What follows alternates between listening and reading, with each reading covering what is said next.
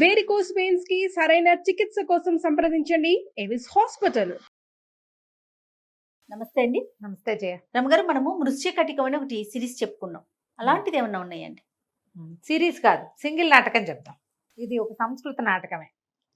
సంస్కృత నాటకం, తెలుగు పేరు మాత్రం తారుమారు. పూర్వం అట శాండిల్యుడని ఒక బ్రాహ్మణి ఒకడు ఉండేవాడు. కడు నిరుపేద పాపం, భోజనం గడిచేది కాదు. వాడికి మహాభోజనాసక్తి. తన వేరే విద్య పెద్దగా చదువుకోవడానికి బద్ధకం, ఏదో అలా ఉండేవాడు. అయితే ఎక్కడ భోజనం గడవడలు, భుక్తి గడవడలు అతను చేసే పనులతోటి. పెద్ద సంసార తాపత్రయం ఏం లేదు. వాళ్ళ అన్నయ్యలు వదినలు వాళ్ళ తంటాలు వాళ్ళు పడేవాళ్ళు. వీడు ఒకడే, పెళ్ళిగిళ్ళి ఏంలే. సరే ఏం చేశాడు, మనం కొన్న బౌద్ధ భిక్షు అయిపోతే బౌద్ధ భిక్షుని వారు వీరు పిలిచి భోజనం పెడతారు, భోజనం గడిచిపోతుందని బౌద్ధ భిక్షువు అయ్యాడు. కొంతకాలం బౌద్ధ భిక్షువుగా ఉన్నాడు. అప్పుడు ఎప్పుడో ఓసారి అమావాస్యకి పుణ్యానికి ఎవరైనా భోజనాన్ని పిలిచేవాడు. మిగిలిన రోజున అడుక్కోవాలి, ఏదొస్తే అది తినాలి, 3 ఏళ్ల మించి వెళ్ళకూడదు, 2వ పూట తినకూడదు. ఇవన్నీ ఎవడు పడతాడు, అసలే ఆకలిస్తుంటే. అందుకని మానేశాడు. బౌద్ధ భిక్షువు తర్వాత ఒక సాధువు దగ్గర చేరాడు. సాధువు దగ్గర శిష్యుడిగా ఉన్నాడు. సరే, సన్యాసం లాంటిది సాధు వేషంలో ఉండేవాడు. సరే, ఎంతసేపు భిక్ష గురించే మాట్లాడేవాడు. ఆ సాధువు చదువుకోరా నాయన అంటే వినేవాడు కాదు. ఒకనాడు ఏమైంది, సాధువు గారు చాలా చాలా సజ్జనుడు. ఆయన ఆ సాధువు జ్ఞాని, మహాయోగి, సింపుల్గా ఉండేవాడు. ఆయన ఈ మన శాండిల్యుడు ఇద్దరు బయలుదేరారు. ఎక్కడికో వెళ్తుంటే భోజనం చూడాలంటే ముందు భోజనం ఆకలిస్తోందండి అంటే ఈయన ఎంతసేపు భిక్ష గురించి మాట్లాడుతుంటే విసుగు పుట్టింది ఆయన. అట్లా కాదు, నువ్వు మామూలు విషయాలు ఏం మాట్లాడిపోయినా వాడు భిక్ష మీదకే తీసుకొస్తాడు. వాళ్ళు ఎవరింటికో వెళ్ళాం, ఒక ఊరు వెళ్ళాం, అక్కడ పెద్ద ఆరామం ఉంది, అవన్నీ మాట్లాడు, కానీ మళ్ళీ భిక్ష. ఆ వ్యాసంలాగా చివరికి అన్నం మీదకే వెళ్తోంది అనమాట. వెళ్తూ ఉంటే సరే, ఆయన ఏమన్నాడు, అక్కడ ఒక అశోక వృక్షాల తోట ఒకటి ఉంది, అశోక చెట్లు, అశోక వనం అనుకుందాం. ఆ అశోక వనాన్ని దాటి వెళ్తే అక్కడ ఇంకేదో ఊర్లోకి వెళ్తారు వీళ్ళు, అక్కడ భోజనం దొరుకుతుంది. అయితే తన అన్నాడు శాండిల్యుడు, అమ్మ బాబోయ్, అశోక వృక్షాల చిగుళ్ళ వెనకాల చిరుతపుల్లుడు దాక్కుంటాయిటండి, నాకు అసలే చచ్చేవయ్యా, మీరు ముందు వదండి అన్నాడు. అనేసరికి ఆయన అన్నాడు, నువ్వు చదువుకోరా, చదువుకుంటే ఇలాంటి పిచ్చి అపోహలు అవి పోతాయి. అశోక చెట్టు ఆ పైన ఉంటుంది, దాని చిగుళ్ళ వెనకాల ఆకాశంలో చిరుతపులు దాక్కోవటం ఏమిటి, కిందకి గుంపుగా ఉందనుకో, పొదల వెనకాల దాక్కుంటాయి, వృక్షాల వెనకాల చిరుతపుళ్ళు ఎట్ట దాక్కుంటాయి, అదే కదా, పులి ఎట్ట దాక్కుంటుంది పైన, వాటి వెనకాల దాక్కోదు, ఎక్కితే చెట్టు ఎక్కుతుంది. పైగా ఇది మామూలు వనము, అడవి కాదు, వీటిలోకి ఎందుకు వస్తాయి, చదువుకుంటే కదా జ్ఞానం వచ్చేది. సరే, ఇంతలో ఏమైంది, ఇట్లా మాట్లాడుకుంటూ వెళ్తున్నారు. ఈ అశోకవనంలో ఒక ఆవిడ వచ్చి కూర్చుంది. ఆవిడ పేరు వసంతసేన. ఈ వసంతసేన ఆ ఊళ్ళో ఉన్న ఒక గణిక కూతురు. ఈ అమ్మాయి ఒక పరభృతిక అని ఒకటి, తర్వాత మధురిక అని 2 స్నేహితురాళ్ళతోటి కలిసి ఈ అశోకవనానికి వచ్చింది. ఈవిడికి రామిలకుడని ఒక ఫ్రెండ్ ఉన్నాడు. లోపలికి వచ్చాక ఏం చేసి, పేర్లు బాగున్నాయి, ఈ మధురికని, నువ్వు పోయి అది తీసుకురా, నువ్వు రామిలకుడిని పిలుచుకురా, మేమిద్దరం లోపల ఉంటాము అని చెప్పింది. అశోకవనం లోపలికి నడిచి వెళ్తూ ఒక చెట్టు కింద కూర్చుని ఆహాహా అని చక్కగా పాట పాడుతుంటే ఆ పాట ఇవి ముందు నడుస్తున్నారు కదా సాధువు గారు శాండిల్యుడు, వీళ్ళిద్దరికీ వినపడేసరికి ఆ పాట ఎంజాయ్ చేయడం మొదలుపెట్టాడు అతను. ఎంత బాగుంది పాట, ఈ పాట పాడే అమ్మాయి ఎంత బాగుంటుందో, ఇవి ఆలోచించుకుంటున్నారు. ఆలోచిస్తుంటే ఏమైంది, ముందుకెళ్ళి గురువుగారు ఈ పాట వినండి, ఎంతో బాగుందంటే, ఏముంది ఆ పాటలో, సంసారం వదిలిపెట్టుకున్నాం, మనకి ఇట్టవన్నీ ఉండకూడదన్నాడు.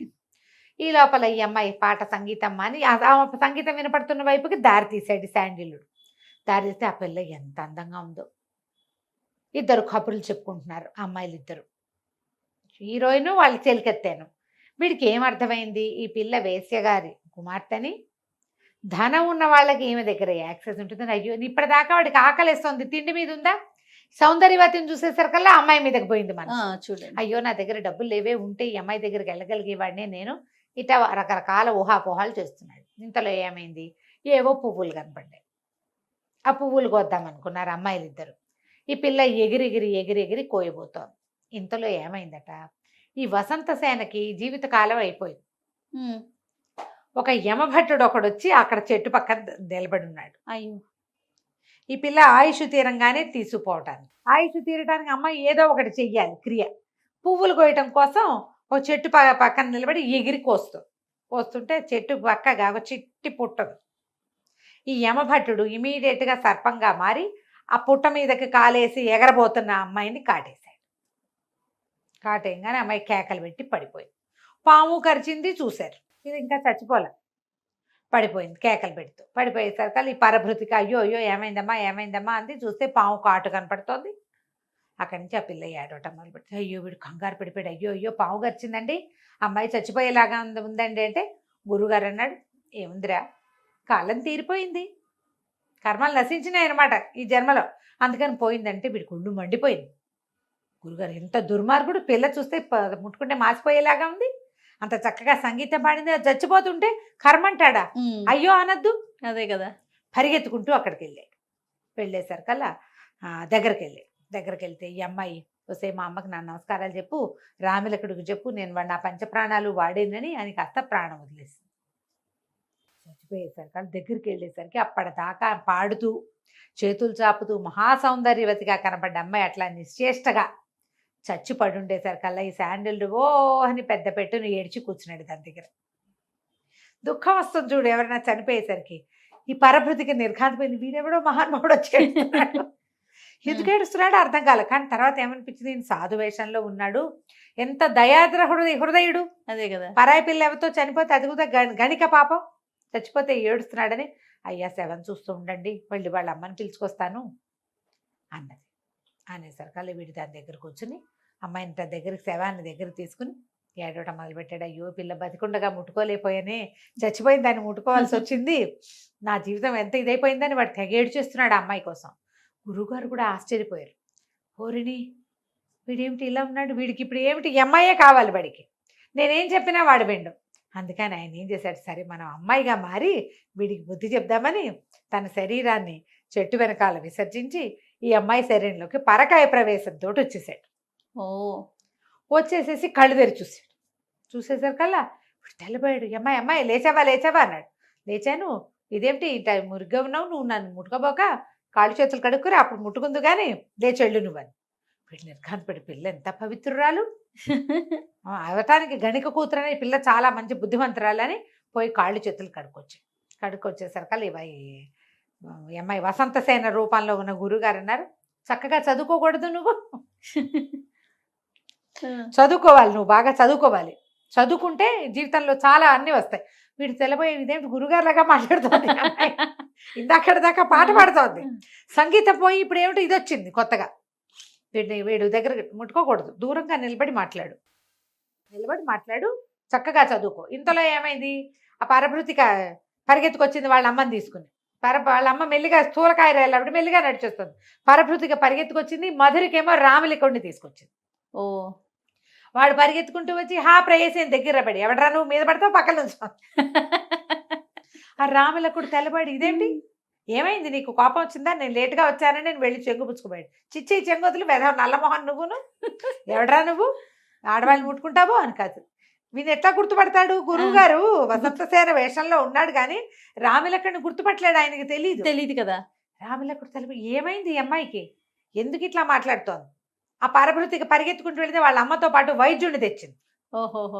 వైద్యుడు వచ్చాడు, అమ్మాయికి పాము గరిచింది అని చెప్పేసి మొత్తం ఆయన తెచ్చాడు, విషానికి విరుగుడికి బోళ్ళని మందులు తెచ్చాడు, మొత్తం అన్నీ పరిచాడు. పరవంగానే వసంతసేనది, వైద్యం చదువుకున్నావా నువ్వు, ఏం చదివావు చెప్పు, విషాలు ఎన్ని రకాలు, ఏం మందు వేస్తావు దేనికి అనేసరికల్లా వైద్యుడు తెల్లబడి ఇదేంటి పిల్ల విచిత్రంగా మాట్లాడుతోంది, నాకు తెలుసు అని చెప్పబోయాడు. అక్కడి నుంచి ప్రశ్నలు మొదలుపెట్టింది. గురువు గారికి చదవచ్చు, ఆయన వసంతసేన రూపంలో ఉన్నాడు, విషవైద్యుడు రాగానే వాడి మీద ప్రశ్న సంధిస్తున్నాడు.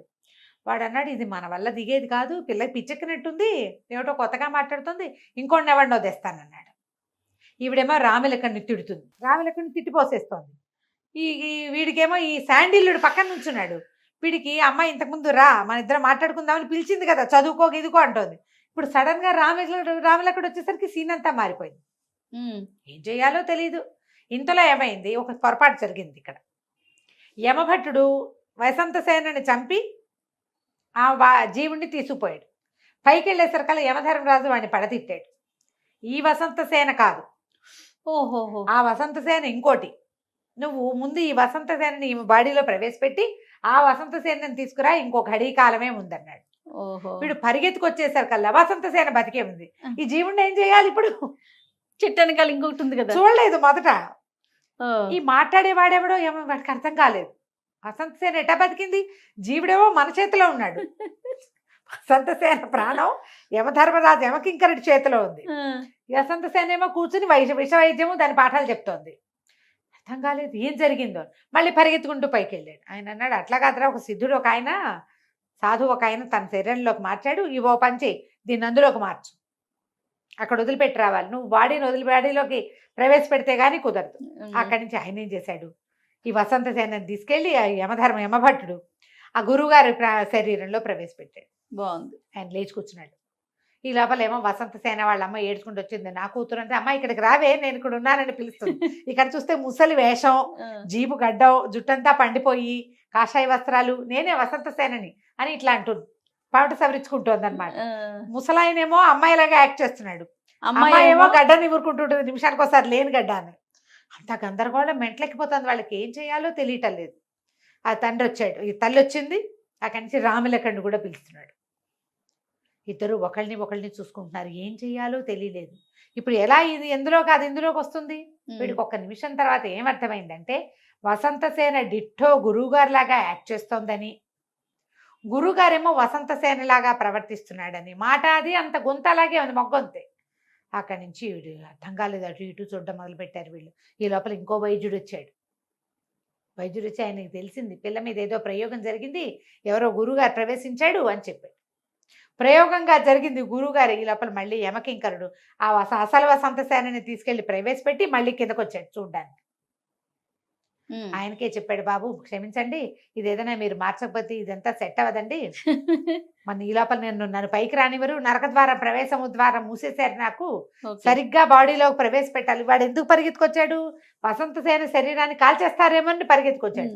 కాల్చకుండా ఇంకొక ఆయన ఎక్కిపోయాడు అందులోకి. మొత్తానికి ఏం చేశారు, ఆయన బతిమలాడితే గురువుగారు వసంతసేన శరీరంలోకి వసంతసేనని పంపించి తన శరీరంలోకి తను వచ్చాడు.